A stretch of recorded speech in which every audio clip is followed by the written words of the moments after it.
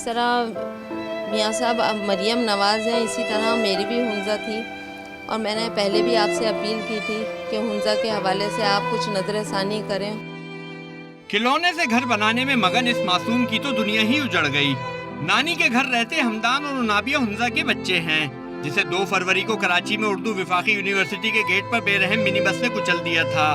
حنزہ کی ماں حکومتی وعدوں کے وفا ہونے کی اور بہن ذمہ داروں کو سخت سزا کی منتظر ہے۔ اس طرح میری بیٹی حنزہ کو پڑھنے کا بہت زیادہ شوق تھا، اسی طرح اب اس کا خواب تو ادھورا رہ گیا اور وہ اس دنیا سے چلی گئی، لیکن حنزہ کے جو 2 بچے ہیں میرے پاس، میں حنزہ کا وہ خواب ان 2 بچوں کی شکل میں پورا کرنا چاہتی ہوں۔ اس حادثے کے ذمہ داروں کو سخت سے سخت ترین سزا دی جائے تاکہ آئندہ ایسا کوئی حادثہ پیش نہ آئے۔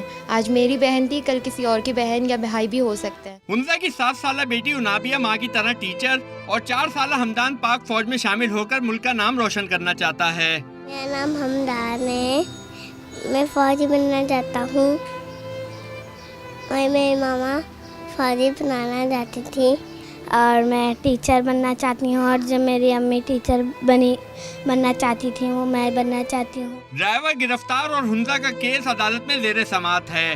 اہل خانہ معصوم بچوں کے بہتر مستقبل کے لیے حکومت کے اعلان کردہ اقدامات پر عمل کے منتظر ہیں تاکہ ان کا غم کم اور بچوں کا مستقبل محفوظ ہو سکے۔